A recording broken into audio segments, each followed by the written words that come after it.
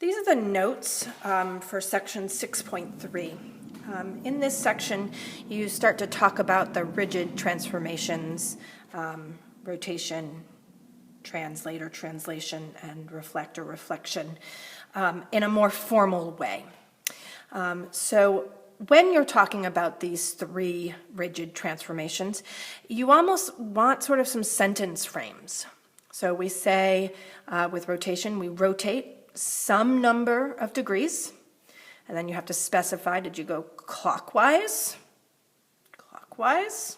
or did you go counterclockwise, around a particular point. Specifying these three pieces, the degrees, counterclockwise or clockwise, and the point, allow us to perform the rotation. Similarly, with translate or translation, we say we translate a certain number of units up, down. We have to specify, did you go up or down? And a certain number of units right or left. And again, specifying whether or not you went right or left.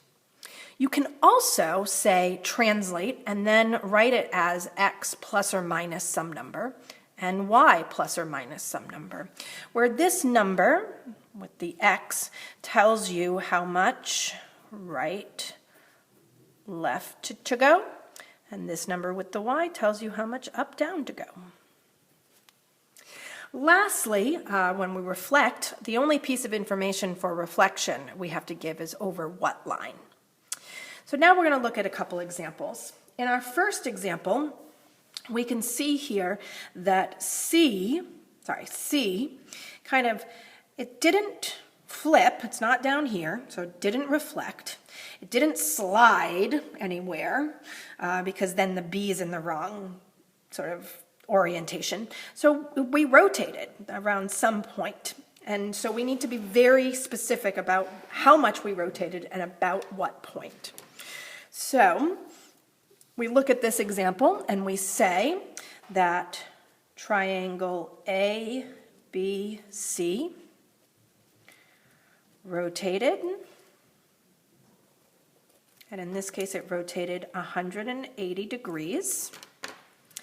And because it's 180, going 180, so if I start here at B, going 180 this way, is the same as going 180 this way. So you could say clockwise or counterclockwise. It actually doesn't matter. I like to use counterclockwise. It just sounds more fancy. Around the point. And in this case, the point that was used was the point 0, 0. So I've now taken care of the degrees, the direction, clockwise or counterclockwise, and the point. The next example we're going to look at is a translation example. In our translation example, we can see that A was slid to A prime and G to G prime and N to N prime. And so then we have to state what it is that we've done, and we say that triangle NAG was translated. And again, there's the two notations, and I'm going to do both. So it was translated, so I can just look at one anchor point, G, and I can see that it was translated up 1, 2, 3. 3 units up, and then 1, 2, 3, 4, 5 units left. The other notation is I could say triangle NAG was translated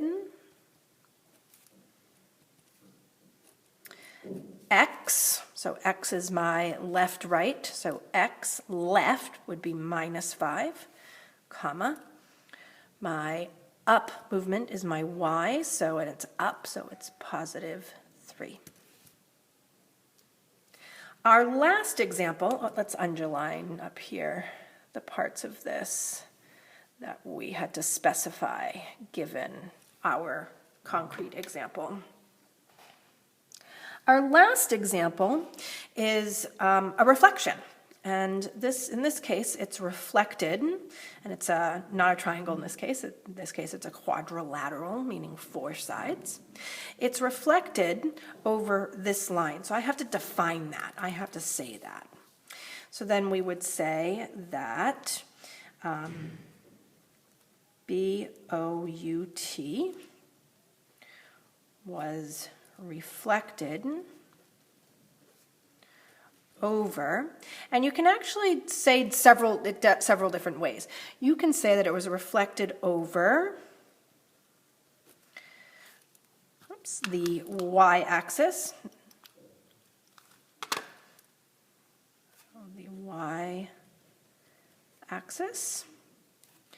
or you could say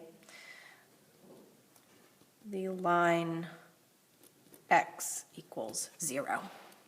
Either one of those descriptions is sufficient for saying which line it was reflected over. This line is both the y-axis and the line x equals 0.